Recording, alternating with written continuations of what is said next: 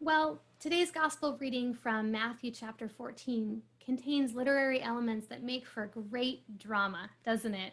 You have a boat crossing a lake on a windy night, strong waves, exhausted disciples who are trying to stay afloat, and then you have this phantom figure walking out on the water towards them in the dark, early hours of the morning.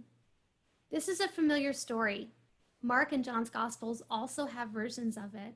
And in Matthew, it follows a similar episode that takes place in Matthew chapter 8, in which Jesus calms a storm while he and the disciples are together in another boat. For those of us who are encountering this story from the comfort of our own couches and taking into account everything that's happened before this, it may be tempting to dismiss the disciples' fear and to find it a little bit ridiculous. After all, they have just witnessed Jesus demonstrate miraculous power by feeding over 5,000 people. They've seen him as he's healed the sick, and they've already been caught in one storm with him and witnessed him command the wind and the waves to die down. So now, when he comes out to them walking on the water, why is their first thought that he must be a ghost? Don't they recognize him, or at least consider that this might be something that he would do? He jumps out of the boat to go to Jesus, but the minute he notices the wind and the waves, he lets his fear get the better of him and he starts to sink. Shouldn't the disciples know better and do better? Haven't they figured out by now what Jesus is capable of? In this light, Jesus' words to Peter come across as a reproach, a statement of disapproval. You of little faith, why did you doubt? But let's stop for a minute to consider what it is the disciples are facing. After Jesus has fed more than 5,000 people, the disciples are sent away by Jesus. He sends them across the lake ahead of him so that he can spend some time alone in prayer. And they've just spent the whole night fighting against a strong wind, their boat being tossed around by the waves.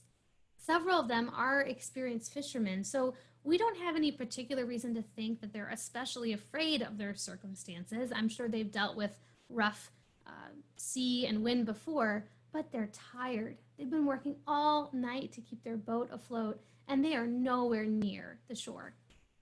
And then early in the morning, the fourth watch, as some translations put it, which would have been anywhere between 3 a.m. and 6 a.m., Jesus walks out on the water toward them. And this, Matthew's gospel tells us, this is what causes the disciples to fear. They think Jesus is a ghost. This isn't just a superstition. In Hebraic thought, water was seen as a threatening force, something that could only be subdued by God.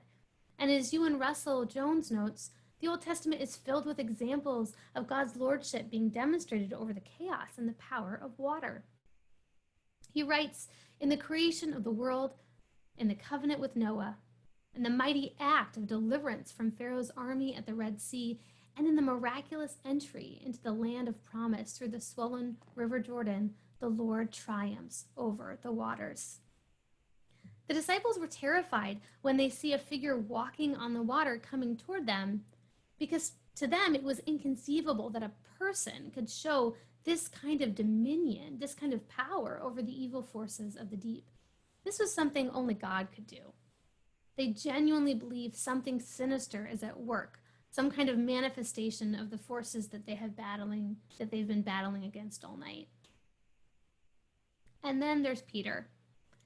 When Jesus assures the terrified disciples, "Take heart, it is I, don't be afraid," Peter responds, "Lord, if it is you, command me to come to you on the water." Many interpret Peter's willingness to leave the safety of the boat as a sign of faith and discipleship. He desires to be with Jesus and to follow the example of his teacher.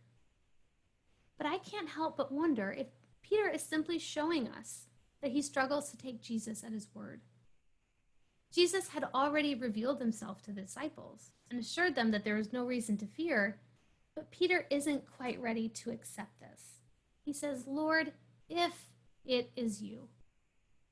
Maybe Peter stepping out of the boat is his attempt to will himself into a faith that he doesn't yet possess. and that by stepping out of the boat, he is testing both himself and Jesus. Whether stepping out of the boat is a sign of faith or of doubt, I find myself empathizing with Peter more and more these days. Peter is exhausted. He's been fighting the wind and the waves for hours, and he's afraid. He doesn't recognize this phantom figure. Is it a friend or an enemy? Yes, he's struggling to take Jesus at his word. His attempts to demonstrate faith are clumsy at best. But do I really think that I would have done any better in this situation? It's one thing to have faith when the sun is shining and you feel safe and secure. It's an entirely different thing to have faith when you're navigating wind and waves on a dark night, when you're exhausted and you're wondering if you can even trust your own senses. Especially now, after months of living through a pandemic, pastoring in a pandemic, parenting in a pandemic, being far from all of my family, living life constantly mediated through screens. I understand that feeling of tiredness. I resonate with that imagery of clinging to the sides of a small boat, the wind against you, standing between you and the dark waters as being beaten and tossed around. The shore nowhere in sight. Your reserves all used up. And at that point, that is when you were asked to take Jesus at his word and to believe him when he says he's with you. That struggle to believe, to remain afloat above the water, that's one that I can relate to. A little bit of faith mixed with doubt. Peter and I were not so different. Maybe it makes sense to you too. You resonate with the fear when circumstances have made it abundantly clear to you just how little control you have in your own life. Or with the struggle to believe that Jesus is in fact with you. Or maybe you're just really, really tired.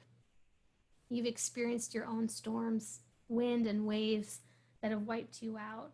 And so when we find ourselves, like the disciples, like our friend Peter, struggling to stay afloat, what does Christ say to us? What is the good news for us, the people of God? The good news is that Jesus, Lord of all creation, is with us in the midst of our chaos. The book of Job speaks of God as the one who has trampled the waves of the sea and walked in the recesses of the deep. And Matthew's gospel makes a clear connection between the lordship of God, as portrayed in the Old Testament, and the lordship of Christ. The one who feeds the 5,000 and calms storms is the one who walks on water. He is the Lord of the wind and the waves. When he says, "Take courage, it is I," we hear echoes of Moses' encounter with God at the burning bush and God's self-revelation, "I am who I am." Christ is the same one who spoke creation into being, the one who separated the waters and the light from the darkness. He is more powerful than our circumstances and the forces that we fight against. He's not intimidated by wind or waves or darkness because he is Lord of all creation. And the Lord of all creation is with us in the midst of the wind and the waves. Even though Christ sent the disciples ahead of him, he did not leave them alone indefinitely to struggle in their own power and strength. He came to them, and he comes to us too. He hasn't left us alone to fight the forces of death and destruction in our own lives. The master of the wind and the waves is present with us. He equips and empowers us to lead lives of obedience and love. When we, like the disciples, cry out in fear, Christ assures us of his presence. "Don't be afraid," he says, "it's me." Not only is this an assurance that he is with us and that we're not alone, it's also an assurance of his power to keep us. "I am, the Lord Almighty," is the one who is with us. There is nothing to fear. If God is for us, who can be against us? And Christ saves us. When we call out to him for help, even in our doubt, he saves us. He reaches down extends his hand to us and pulls us up out of the water immediately without hesitation. He doesn't wait to act until we possess the right amount of faith or say the right words. He saves us because that's who he is. In the midst of our chaos, Christ is present. In our reading of the story, we often give Peter a hard time, and in all fairness, he probably deserves some of it. But I'll say this much for Peter. When he's sinking, when he's overwhelmed with fear, he cries out to Jesus, "Lord, save me." Peter knows the one who can save him, and he turns to him in his need. Maybe Jesus' response to Peter then isn't a reproach, but instead a gentle reminder, a pointed question to help Peter understand the root of his struggle to take Jesus at his word. You of little faith, why did you doubt? Perhaps in asking this question, Jesus is helping Peter to take an honest look, an honest examination of both his faith and his doubt, so that he can come to a deeper knowledge of and faith in Christ.